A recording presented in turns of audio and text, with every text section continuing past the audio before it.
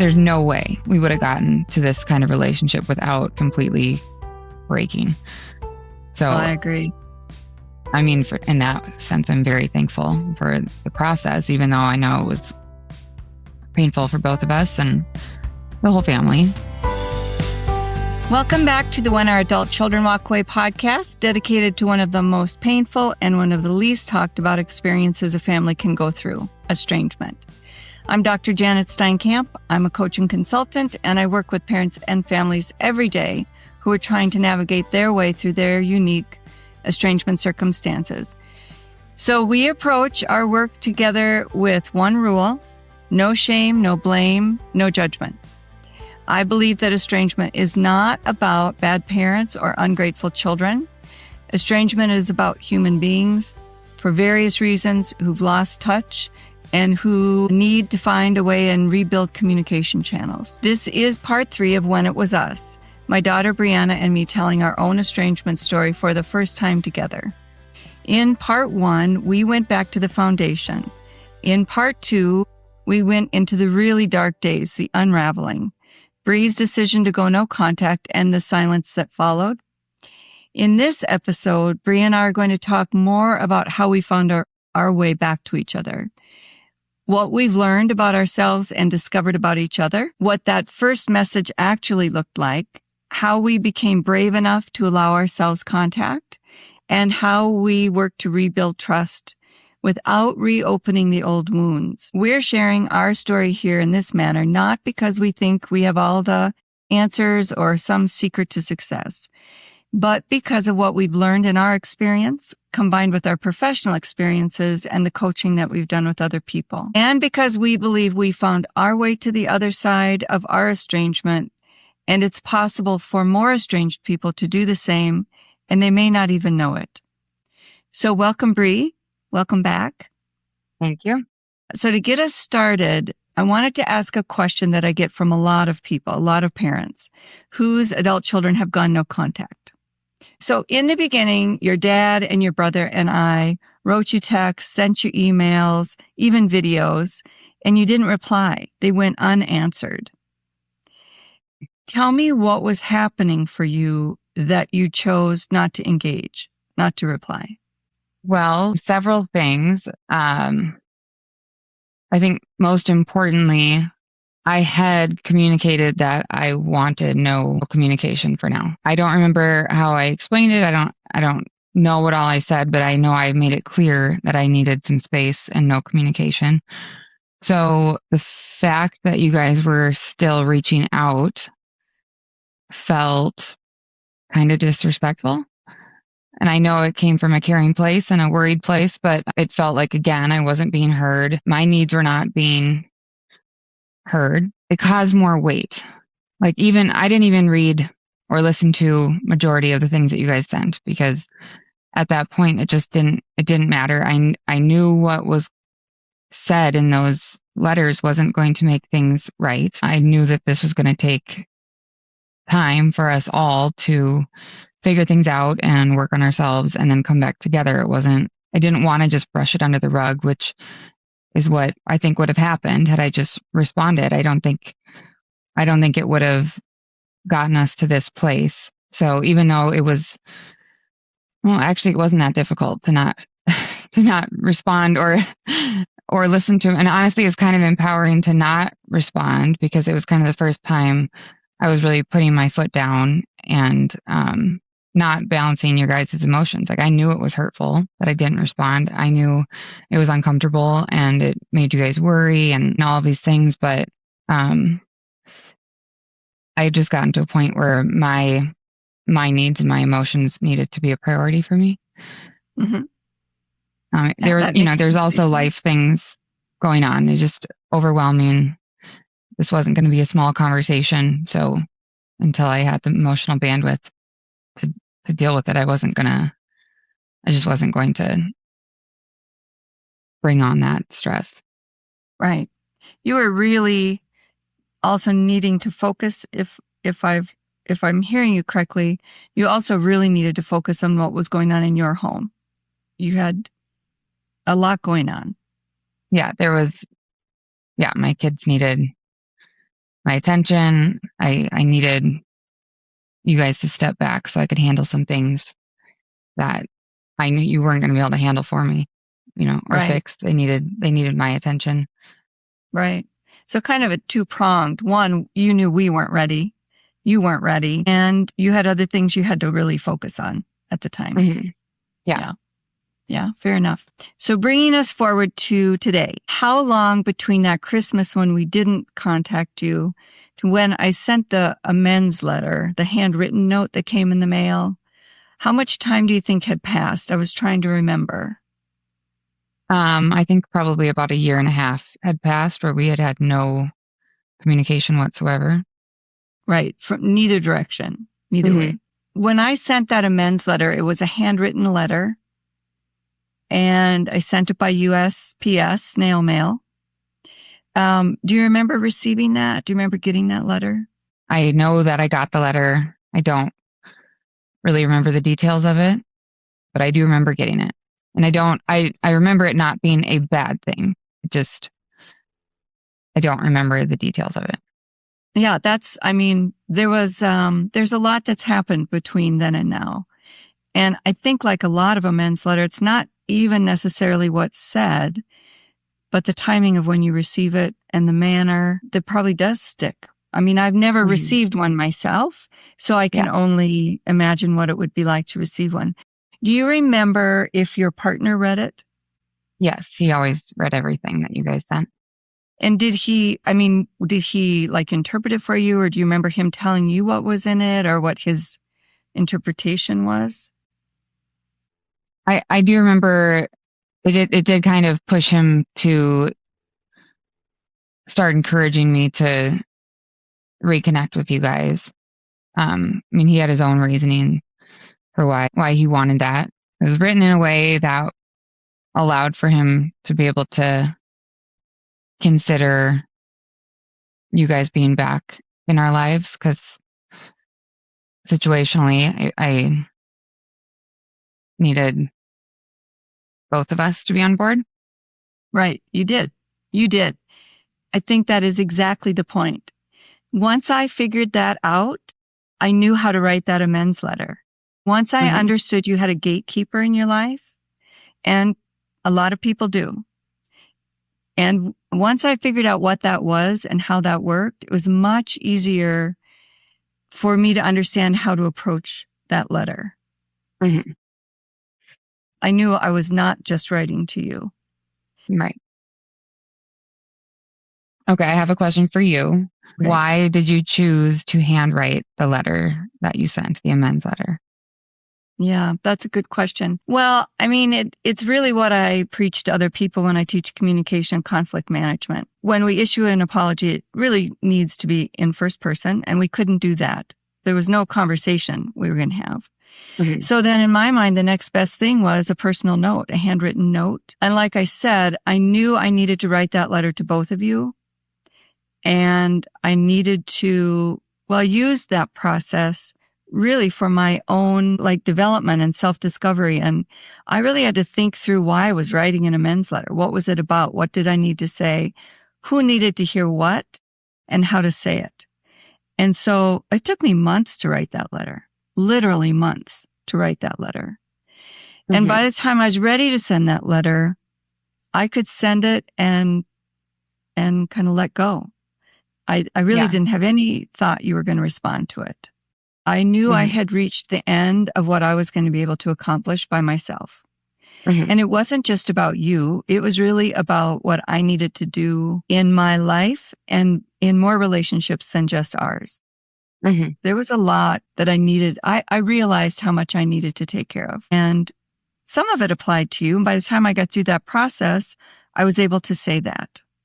And I was able to say I'm sorry about some things that I didn't recognize as we were living our lives together, that I know I needed to take responsibility for, not just for you, but for the other person in your life.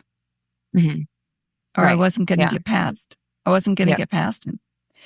So then what? About 6 or 8 weeks later, I sent an email. It was actually pretty quick succession between that apology letter and the email that I sent. And that was not by design. That was because some things came up for Grandpa, right? Do you remember getting that email, what that was about? Well, yes, I remember it was about you telling me that Grandpa was now in hospice care, and you were giving me the opportunity to come see him and have my kids come see him and say goodbye. I don't remember the exact wording. I just know, in that situation and in that email, you did not mention us. You did not mention you or changes that you made, work that you've done. You didn't mention seeing each other because you guys lived by Grandpa. So me visiting, it wouldn't be crazy for parents to think that they could maybe see their kids. But you didn't put that in there at all. You didn't pressure that at all. You were actually working out of state. So you made a point to say you wouldn't even be here when we come visit, if we choose to visit.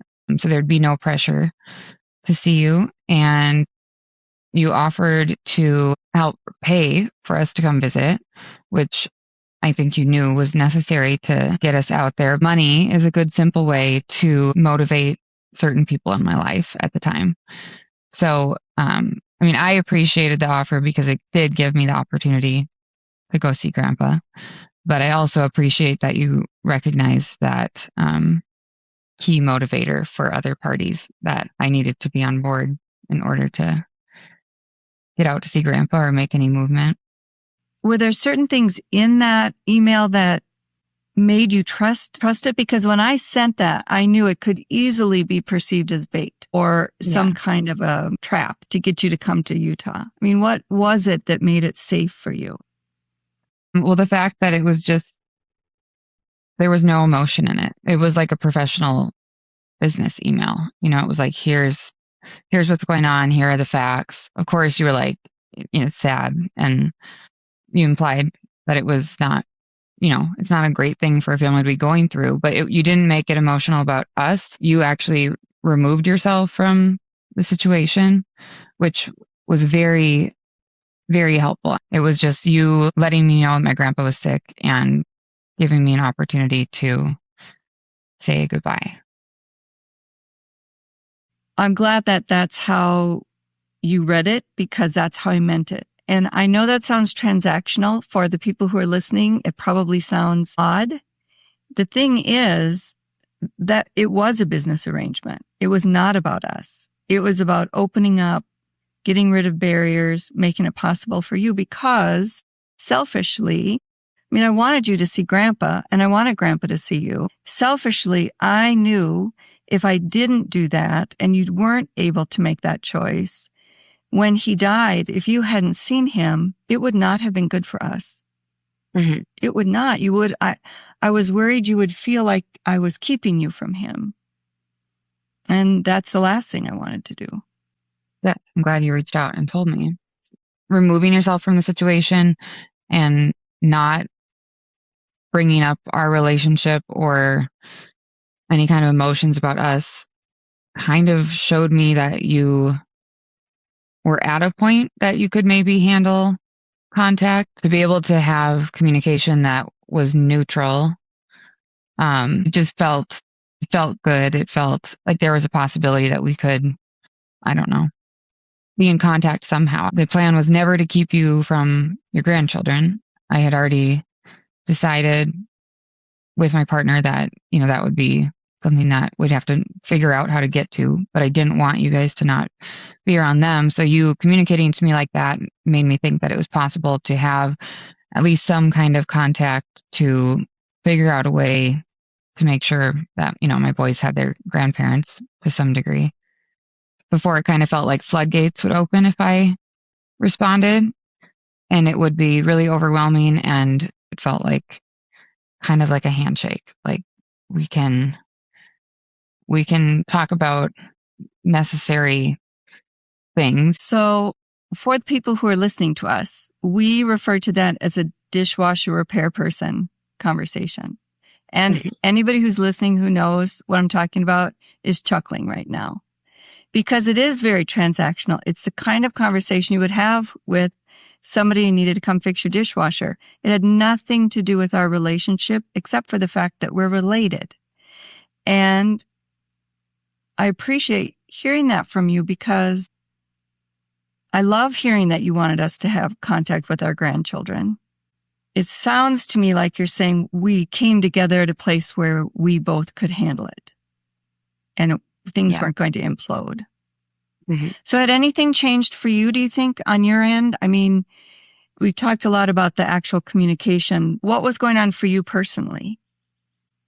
Well, so it'd been about 2.5 years since it's all exploded. I did work on myself and I went to therapy and I dealt with some things that I needed to deal with personally that, like you said, it was affecting more than just our relationship. It was affecting other relationships in my life. And I think the biggest thing was that I had learned to let go of other people's opinions, I guess.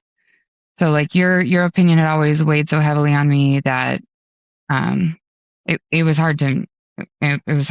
It was hard to function with it. I knew I was at a point where I didn't need this.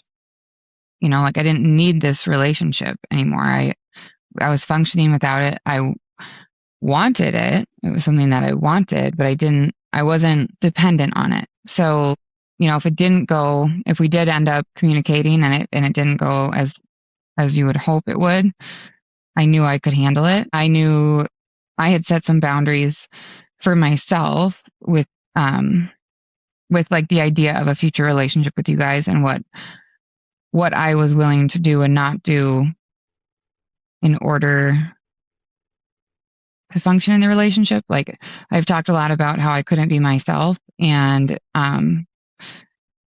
while working on myself, I really started to love myself again, and I told myself I'm not going to be that person again.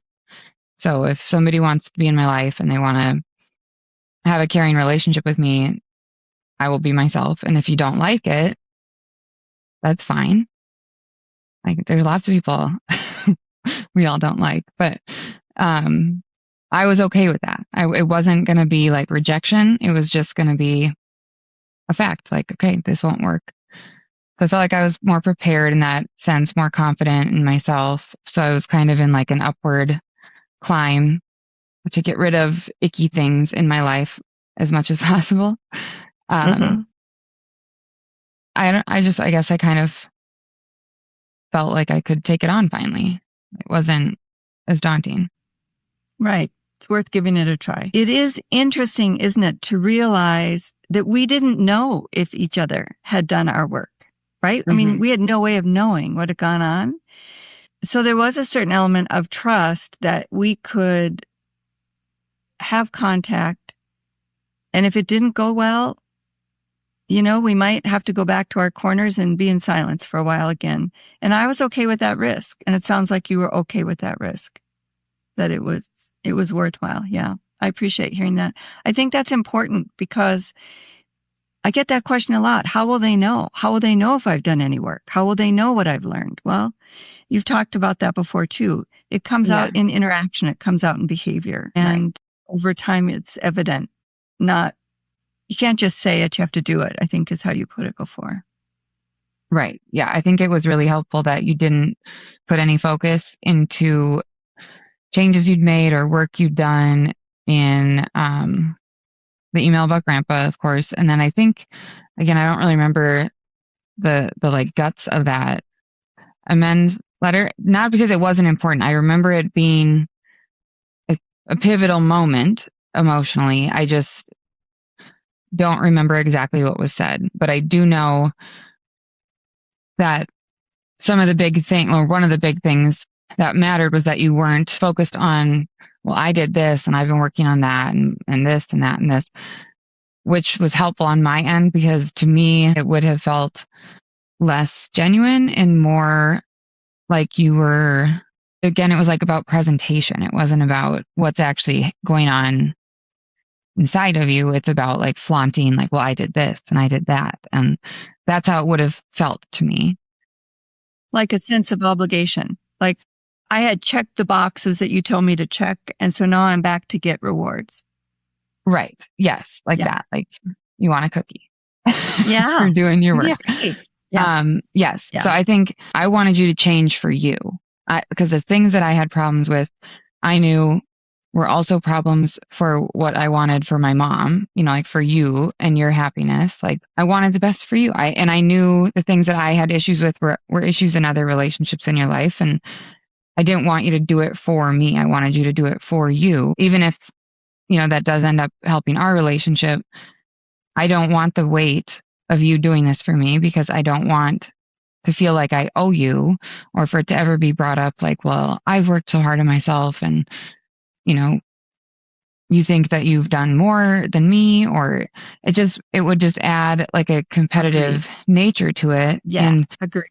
Absolutely. And I felt like you had said in the past when we had talked about some of these things, words just didn't matter and they just weren't going to matter. It was deeper than that. I mean, that is the reward. That is the cookie. Yeah. Hearing that. Good. Yeah. Can I ask you a question? Yeah. Did I respond to the amends letter? No, but it didn't ever worry me. I didn't take it as rejection. I didn't send it with the anticipation that you would. I sent it because I needed to say those things. I had things to apologize for, and I wanted to take responsibility for my contributions, and I wanted to say I'm sorry.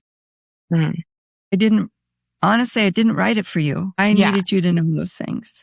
I think that was really apparent in how you wrote it, which made it more palatable and like comfortable, I guess, for me to even read it. Because it wasn't you expecting anything back from me. It was clear in the letter that you had some things that you wanted to say. And some of them weren't, you were honest in the letter. I remember kind of, I don't know what exactly you said, but I kind of remember being like, she called me out for something, which it was good, but I liked it. Like it wasn't this like sugary letter. It was just like, here's the deal. I think why I don't remember if I sent a letter was because I was trying to think if I should send a letter, for a long time, playing with the idea, kind of responding to it in my head and going back and forth of whether or not I was ready. Yeah. But it just worked out that the email came in, and for my personality and relationship with emotions, it was easier for me to take that and move forward. Yeah. Yeah. It was safer. The transactional was safer at that point. It just was. Mm-hmm. It just was. We had to start at the beginning. Yeah. I do have a question about the first time we did meet face to face. We haven't really talked about that. If I remember correctly, we met at an uncle's house, you, your partner, your dad, and me. And there, you had written some pretty strong ground rules about what we were going to talk about, what we weren't. And really, our job was just to keep our yapper shut, as my lovely, much beloved mother-in-law used to say, Janet, just keep your yapper shut. And that's what we did. And you came in with a notebook. You remember that? What's your sense of that conversation? I remember I needed to like be as in control of the conversation and kind of like authoritative for my own mindset. I don't know, because I had worked through a lot of this and I wasn't at a place where it's like, this is all you guys. I've done nothing wrong. I didn't feel that way, but I think it probably came off that way in that conversation, because I do remember I was like, basically, don't talk. Don't talk. You can listen. Unless you have something nice to say, don't say it, pretty much. And then someday you can tell me the things that you want to talk about. I don't know exactly what I said. I do know, like, the feeling that I had going into it was truly that I needed to play that role in that conversation in order to have it, because I was so afraid that I would fall back into my old role and just let you guys take control again. And I couldn't have that happen. So I think I went really hard in the other direction, but it really was what I needed. And you guys thankfully were able to just let me have that moment to kind of control the conversation and express myself very colorfully. Colorfully. Let me say that again. I appreciate that you guys were able to allow me to have that moment to control the conversation and express myself quite colorfully in some moments. And you just listened. You just kind of listened. I think Dad chimed up one time and that I shut him down pretty quick. I will absolutely admit that it was like a one-sided conversation. Like looking back on it, you guys really did that conversation for me and allowed it to go the way it did for me. I doubt you guys felt very validated or heard or anything after that conversation. I don't know if you maybe felt other positive things just from the interaction, or maybe it was just completely awful. I don't remember I don't remember the conversation itself. I can picture us all sitting there and I know the feeling that I had. And it was so necessary. This is a brand new relationship style for both of us. That's not how this is, but that conversation was absolutely my conversation that I was allowing you guys to be a part of, basically, is how I remember feeling, which is it doesn't feel good to think of it that way. But at the same time, it was super empowering for me and I needed to be able to put my foot down. And I don't know, did the conversations that followed that, were they similar or did I simmer down a little bit? No, yeah. Okay. You sort of summoned us to Minneapolis. And so we got on a plane and flew up there. And I mean, we can joke about it now, but that's how out of whack our communication was and the power differential and our trust of each other. I just saw it as a reflection of how disconnected we were. At that point, I knew we were going to have to walk through that in order to get to the good stuff. We had to. And the fact that you were even willing to talk to us, you came in with that notebook and you opened it and I was like, okay, she's ready to go. Let's hear it. And I will also say, I don't know that I've ever said this to you. Dad and I had one goal. Well, we had two goals walking in there. One was, like I said, to keep our yapper shut and just listen. Not defend, not deny, not explain, not agree, not give you any judgment, just take it in. And I think we did a pretty good job of that. The other goal was to set the baseline boundary about money because we understood then what was happening with money in that relationship. And we were golden pockets. We were getting, honest to God, it felt like we were getting sucked dry, and we weren't by any stretch. It's just when we just were onto that. We were onto that part of this by then. Dad said, and he wanted to say it, he needed to say it, there will be no more money. Yeah. He said it very clearly. And the response from both of you was, we got it. And in fact, your partner said, no problem. I got this. I got this. Mm-hmm. Which we needed to have said. We needed that. Yeah. And I didn't remember that until you just said that had been talked about. But I do remember now being really relieved that you guys said that. Like I hated that dynamic between, the parties that I was always in the middle of. And it always felt so gross. I didn't like it, but I really didn't have a choice. When I did ask, I'll just say it wasn't optional. So I had to do it. So you guys laying down that groundwork or laying down that foundation of, no more money, that's not going to be a part of this, took a huge weight off of me because I didn't have to say it anymore. You guys already made it clear to not do that, to not bring that up, to not expect that. And that took away a really big stressor in our household that used to be caused from expectations of you guys that were not healthy or normal financially. It was a big relief that you guys said no more because I didn't have to be the one.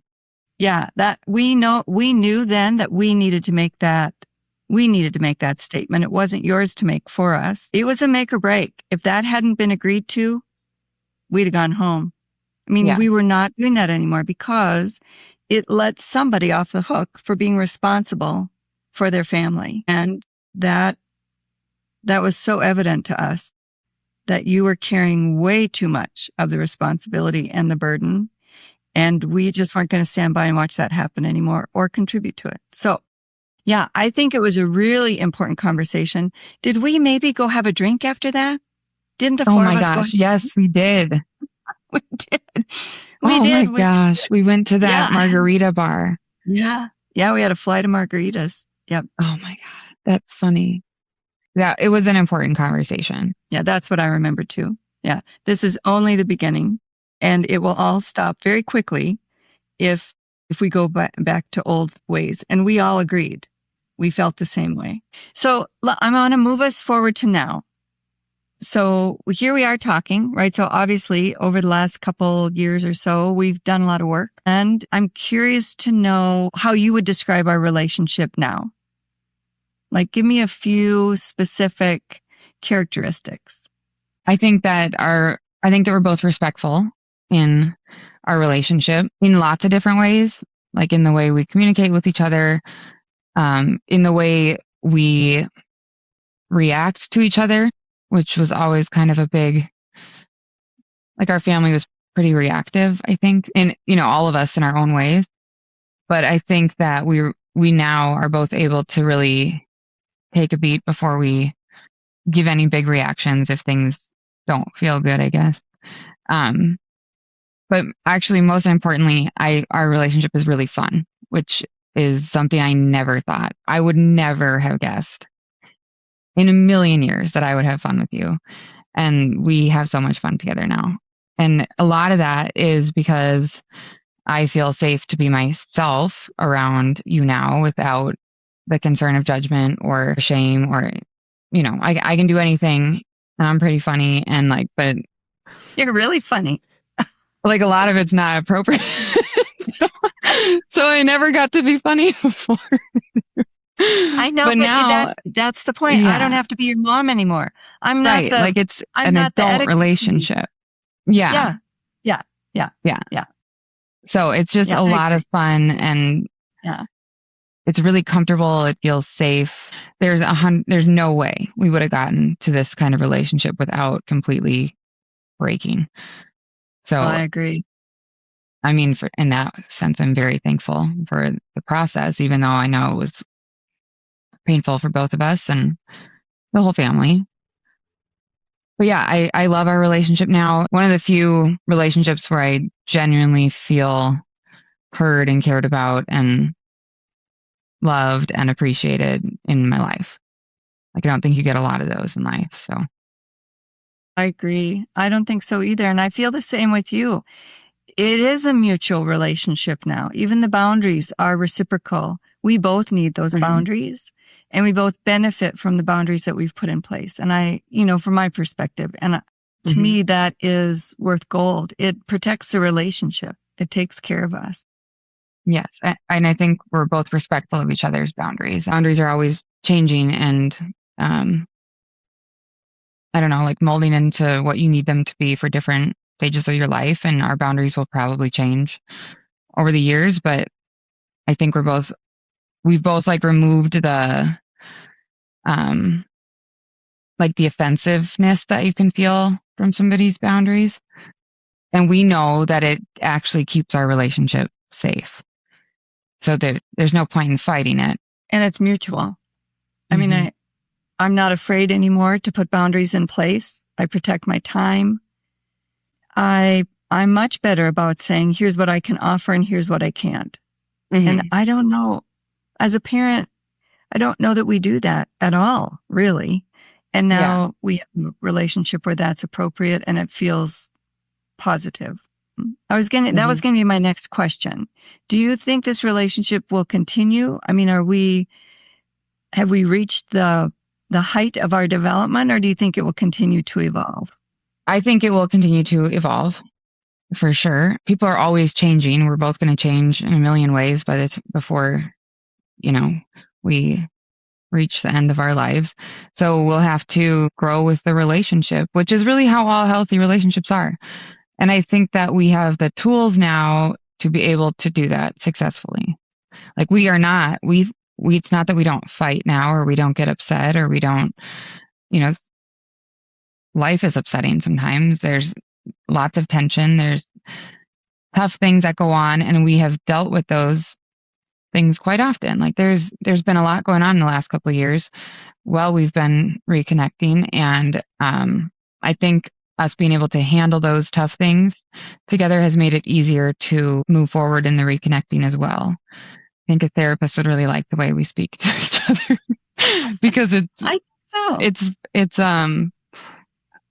it's not like when we're goofing around and just day-to-day life, it's not like this. But if there's something serious that we need to talk about or something interesting or something tense, we are both really good at slowing down now, being mindful of our wording.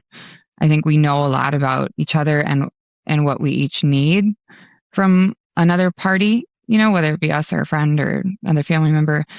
Like we know the best, most efficient and productive ways to communicate with each other for the most part.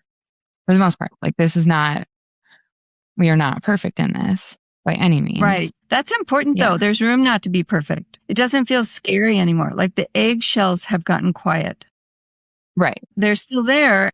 And now though, it's just like a healthy alarm system. So if we start to get out of whack, the eggshells start cracking. It's not a constant noise. And to your point, I think our background, our professional education, experience, work, finally is kicking in. I mean, in some ways, how did this ever happen to us? And yet it happens to everybody.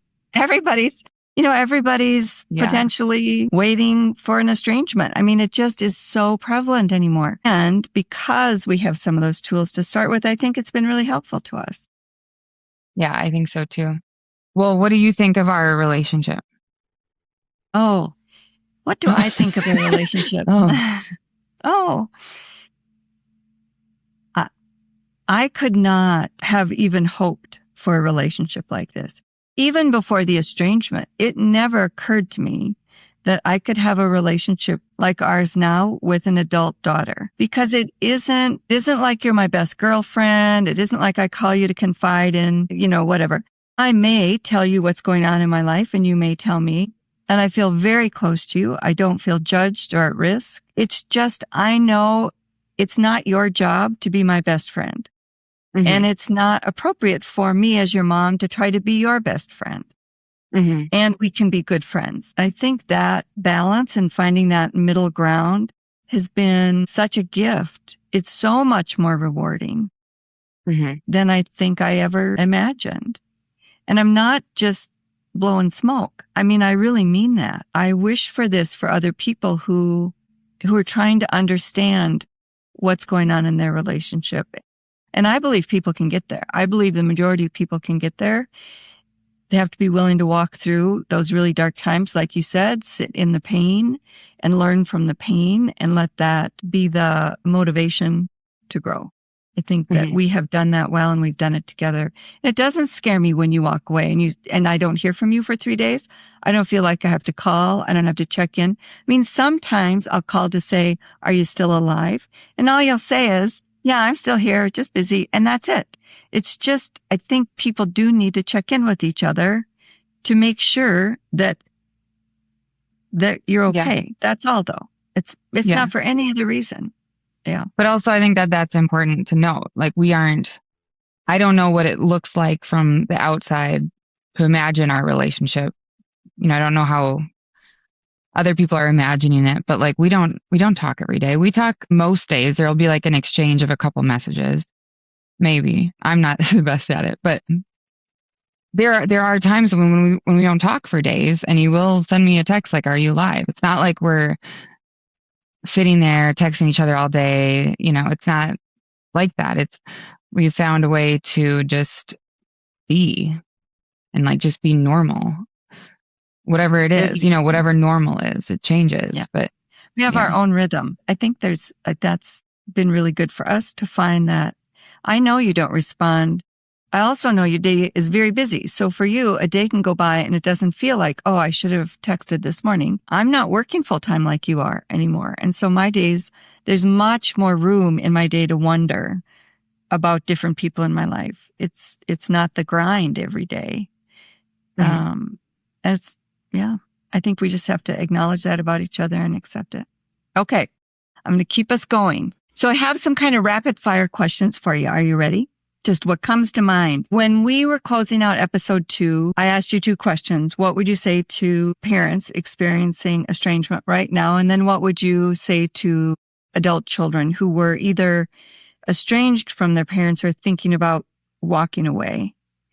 What, based on this conversation today, what would you say to the parents? Like I explained, you guys let me have that moment that I know was not fun for you. You didn't get to speak your piece. None of the things that it was a one-sided conversation for the most part. At least it started off really heavily that way.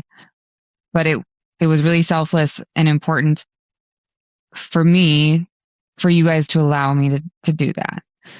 So as a parent, I mean, you have to set your own boundaries, like you guys said with the financial thing. You have to be able to say, if this, these are my boundaries. I'm not saying let your adult child do whatever they want, but if you have to swallow your pride for a minute to allow them to get that out, I think a lot of adult kids in this situation feel like they've never been heard or like they're not empowered in the relationship. Give your child some grace, because it's really scary to allow this relationship to reconnect with the initial conversation. All the boundaries you put in place and everything, it's all at risk.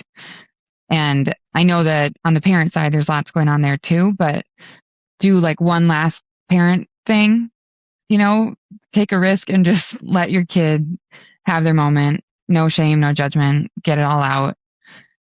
Put your ego away for a second and just know that it shouldn't continue like that. But it was really important that you guys let me do that. We learned a lot. It's amazing what you learn when you listen, just to listen. I think that was the first time at least Dad had heard me swear. Well, I think some of the words were new to him. Yeah. And I swear a lot. So, that says a lot about how I was in our household, like how filtered and muted I had kept myself. I mean, I really let loose. I just remember being like, if they don't accept this in me, then I might offend them so much. Like I don't know what's going to happen, but it was so important that you guys just accepted that and let me get it all out and then say, okay, and trust that it wasn't going to go on like that. So what's one thing you would say to the adult children who are listening based on this conversation today? What would the one thing be? I would tell them to not be mean. Again, if you're going to reconnect, both parties should be able to be completely honest and not sugarcoat things and not be afraid to hurt each other's feelings in like a healthy way, just being real with each other, which hurts sometimes, not calling names and things, but be willing to be open, because I don't know, you don't get to do that again. You don't get to reconnect with your parents again, and you don't want it to happen again. So you've already, like, the relationship was already lost. So you have nothing to lose if you're just honest and you just let it all out. There's nothing more to lose. There's only things to gain, and hopefully both parties are able to be in a spot where that can make them grow stronger rather than break them more. Right. You have to get to zero. You have to get to the beginning to rebuild. And so you have to clean out the corners. It's like we say, what stays in the dark grows in the dark. So you better get it all out. And for us, it was starting at money, baseline. For you, it was that shopping list needed to get out. You needed to be able to say that shopping list the way you said it. So, yeah. Yes. Well, I needed to be able to say the things I'd always been afraid to say and not care about how you guys responded. Like I was done caring about that. Like I needed to say it, and if it wasn't going to be received, then fine. But I also needed you guys to show me that you could handle me at my harshest and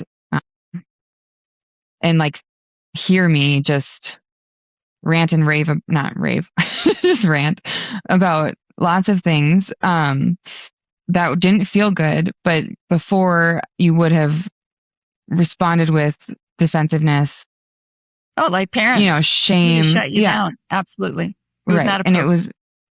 it was super important to me that your response was important to me just as much as it was important for me to get up on stage and tell you how I felt. I'm going to ask you another question. Now think about what you just said and put it all together. Because I think you said a lot right there that's really important. So here's the question. So if you could leave the listeners with one thing from the entire 3-part series, what would it be? If you're in an estrangement situation and you're gonna reconnect, then just go full send. Like just get it all out there. Don't hold back. Like I said, you're not going to have another chance to reconnect. And it's probably one of the most important and powerful moments in your relationship together. And there's no point in not doing it. Everything's already been so painful. It's already been, messy and lonely and just all kinds of nasties. It's not going to get worse than no communication, really. You've already lost that. You have nothing to lose. You just get it all out there. And I think, it just builds the trust and it allows space for like a genuine relationship. And you can't rebuild it if you're starting off with, thoughts that are going to lead to resentment that you never said or that you didn't deal with. Everybody's already stripped of everything. So just take off that final layer of protection and just, I don't know, rip the Band-Aid off and see if it works out. And if it does, then it's going to be a stronger relationship than probably any other in your life because it'll be the most real and honest and transparent. Yeah. I love that. I love that. Yep. Listen, be patient, get it all out there. I agree. Yes. And then, of course, listen to each other, like really hear what the other person's saying. This is all very personal, but you have to kind of not take any of the harshness personally. Don't take nothing. It's not all going to sound pretty when it comes out. This is tough stuff to talk about. But if you can remove all your emotional reactions to the tough things and kind of go into it as a business meeting. I mean, that's really what relationships kind of are. Like, yeah, you both got to bring things to the table. Yeah, you have to start there. You've got to start at the dishwasher repair person and work your way into the bullseye. Okay. What strikes me, I think, from the 3 different episodes coming together is how much has gone on. Even just thinking back to the beginning of episode 1 for us, we're talking about years and years of crumbling, silence, rebuilding. I mean, it's been quite a journey. Yeah. And you said it well. It's not easy for anyone that goes through this. Mm-hmm. So I agree. If you're going to come back together, and I hope you do, I hope people do, our listeners, be brave, be patient, give grace, and we're here for you. So I want to extend an invitation to our listeners to come to office hours. Brianna and I are holding office hours, and we're going to be holding them regularly moving forward. So you can come join us for a live conversation. We can talk through these things with you. We can help understand maybe some of your circumstances, and we want to be there for you. It's absolutely worth the journey. It's worth what we've gone through. Mm-hmm. Yeah. Okay. Well, thank you so much for doing this with me, Brianna, and for being brave with me and putting this all out there. I know we've gotten some interesting comments, mostly positive from people. It's always good to get, other people's perspectives. That's right. Doesn't mean we have to agree with them. So let's close for now. We'll put these 3 episodes to rest. Bree and I've just shared a lot of things that are pretty private that we've never really talked about together before with other people, in front of people. And we think it's been a worthwhile journey to share with you because, again, we think we can help you. You can find your way through this. There is a way through. Mm-hmm. And you don't have to do it alone. I know there are people listening who are carrying their circumstances on their own shoulders. And we know you don't have to do it alone. We're right here for you. Again, go jump over to that When Our Adult Children Walk Away website and sign up for office hours. We'd love to hear what's going on for you and talk with you about it. If you are a parent who's lost a child to estrangement, your story's not necessarily over. In fact, it's estimated that about 80% of estrangements can reconcile. They can come back to a degree of reconnection. We believe that that is possible for, I would say, most all of the people that we work with. We have found our way through some of the darkest times to find purpose and some peace and a way to exist in all of this that makes sense. Thank you so much for spending your time with us. If this episode or others that you've listened to were helpful for you, please share them with other people who you know might need to hear them or would benefit from them. Follow or subscribe wherever you listen to podcasts and come back. Join us again. We have lots of things to talk about. We've just gotten started. We have quite a list of new topics coming up. And I want to remind you, you are not alone in this. You are not alone. Until next time, there is a way through.